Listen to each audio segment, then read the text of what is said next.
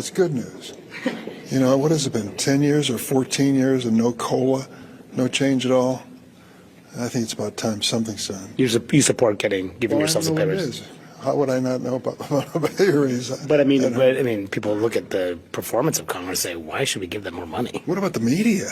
Think about that for a second. And we're not paid by public money. I know you're not, but I mean, half of your listeners are not there anymore. You're still getting the same paycheck? What's going on? Well, I mean, your taxpayer money. I mean, you guys deserve a raise. That was D.B. Durbin letting everybody know that he believes that himself and everybody else in Congress deserves a pay raise. If you believe that Congress's salary should be cut in half and the amount of time that they spend in that place wasting your tax dollars should be cut into a quarter, then sound off in the comment section down below. Let me hear it. Make Congress part-time again. Government shutdowns coming your way, folks. What does that actually mean after we hear a quick word from today's sponsor? Sites are very much a point of personal preference for people, and my personal preference is for the Big Dot site from XS. Now, they make a whole bunch of different variations out there, but generally speaking, what you're looking at is a photoluminescent ring that charges up with the ambient light, and then a tritium vial in the center, so regardless of lighting conditions outside, there'll be something for you to pick up. Now, I've been working with XS for a long period of time. I was a client of theirs before they were a client of mine, and I thank them very much for being a supporter of the mission here at the VSO Gun Channel for a long period of time. Go give them some love. I thought that I was going to walk in this morning and I was going to do a video about how all the gun control groups are crying a river because the ATS budget's getting slashed because it was still in the appropriations bill as several $100 million reduction, which we all like to see. I thought that that's what I was going to be talking about today. However, as I was kind of winding down last night, it came to my attention that it looks to me like the whole thing's getting scuttled because, well, Trump says no because he wants the whole thing to be renegotiated before he can come into office, so he's got a clean slate to work with. Vivek says no because he thinks that it's full of pork and special interests and a bunch of hidden spending that isn't actually outlined. JD Vance basically calls all the Republicans a bunch of sissies and that they ought to sack up. And Elon chimes in and says, nah.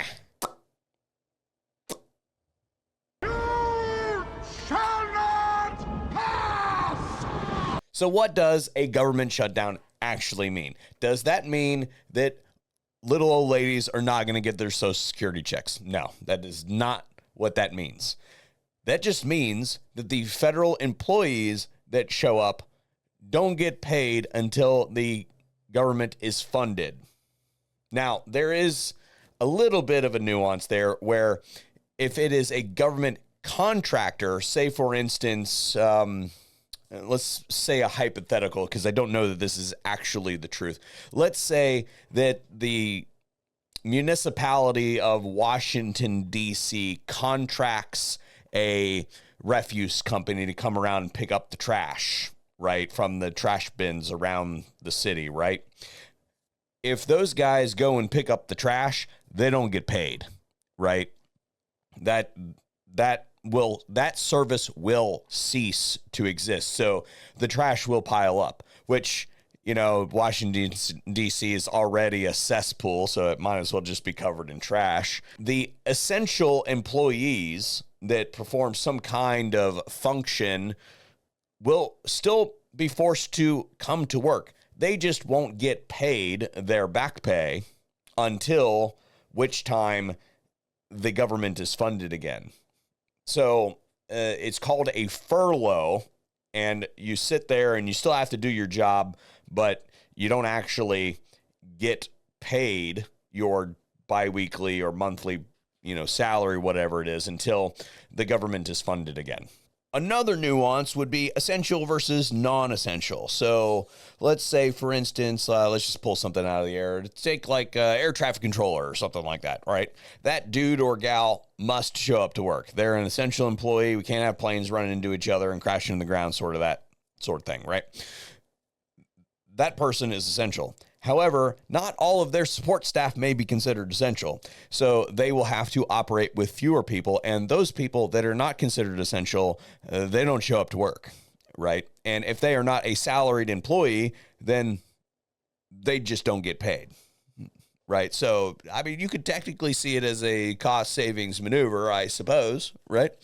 But ultimately, what we want is for Congress to do their job in a timely manner and pass a freaking budget instead of these stopgap measures that we have to do every couple months.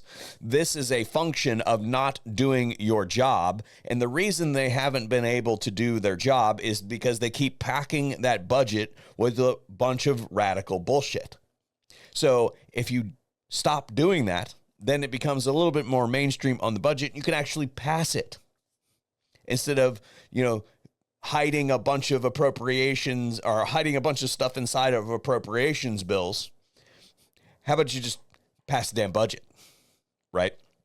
Anyway, so to you, if you live in an area that's serviced by federal employees, you might see a small interruption of service or something like that. But, as far as shutdowns are concerned, I think the longest shutdown has been 35 days, and that was under Trump's previous one. So anybody who says that he doesn't have the stones to do it, I beg to differ. And I think there was a shutdown, I think it was like 20 days or something like that under Obama. And then I think that Clinton had like a 15-day or something like that. And they're like, we should never shut the government down ever again. Now, if you are a government leech and you are dependent on the government stealing money from me to pay you, well, you might see an interruption in your pay cycle. And as someone who has to go out there and work like 15 or 16 hours a day, I'm not sorry. So not sorry. And that's what it really comes down to when it comes to these shutdowns, why I don't really feel bad about shutting the government down and people who have made a career in government experiencing this interruption. Here is a clip from an interview the last time a government shutdown was threatened in March. This fiscal year, a shutdown has been averted 3 times. The first, followed by the historic resignation of former House Speaker Kevin McCarthy. Has the possibility of government shutdowns ever made you consider leaving your work in the federal government altogether? Yeah, every time we're faced with the threat of a shutdown, it makes you question your dedication to federal employment. Need I say more? I don't think that I do.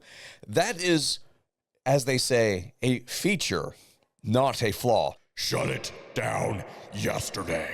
As far as I'm concerned, leave it shut down until the next Congress shows up. What do you think? In the comment section down below, what say you?